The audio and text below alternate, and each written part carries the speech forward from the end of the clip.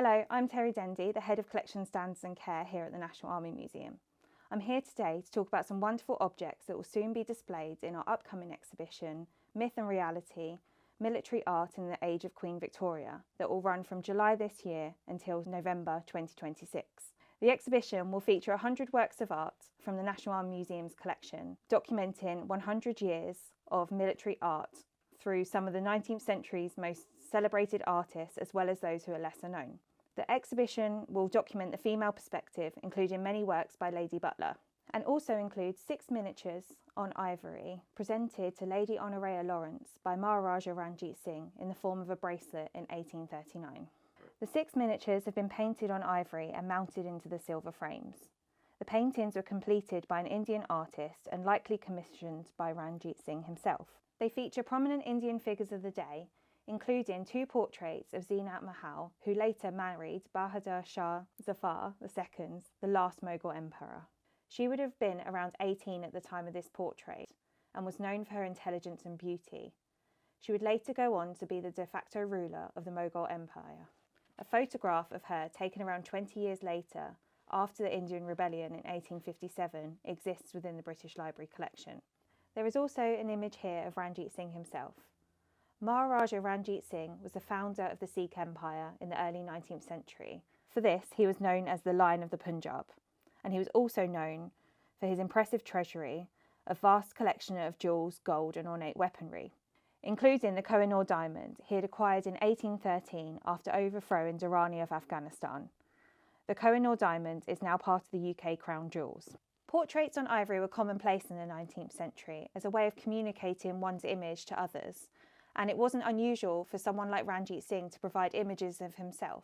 What makes these ivory miniatures really unusual is that they were reputedly originally formed on a bracelet, which would have been a very personal gift to have received by Honoria, and it was only later that they were then added to the shield.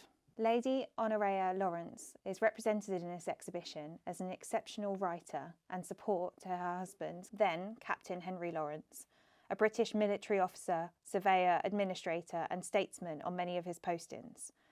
She assisted him on his works and published her own writing, and is credited with providing a detailed account of the life of Anglo-Indian women in the 19th century through her many articles on marriage and motherhood for the Calcutta Review. The miniatures are among the first objects that were acquired by the museum in the 1960s. It's understood that they were gifted to Lady Honoria Lawrence by Ranjit Singh in 1839, when her husband was assistant to the Governor-General's agent for the affairs of the Punjab. Shortly after the bracelet of miniatures was gifted to Honoria, Ranjit Singh died in 1839. In life, he'd preserved a complex yet positive relationship with the British. He'd also maintained a strong army and culture, but after his death, succeeded by his sons, the empire began to fall into disorder, and the Sikh army expanded rapidly. With this threat, the East India Company also strengthened its hold on the regions adjacent to the Punjab, resulting in the start of the Anglo-Sikh Wars. The 2 wars fought between 1845 to 1846 and 1848 to 49 and resulted in the annexation of the Punjab, expanding British control of the region and the dissolution of the Sikh Empire in 1849, when the last Maharaja, Duleep Singh, was exiled to the UK. The miniatures, having been given so close to Maharaja Ranjit Singh's death, could be one of the last examples of this cautious friendship between him and the British. They remain a striking example of gift-giving and a rare glimpse into the politics and relationships at play in India at this time.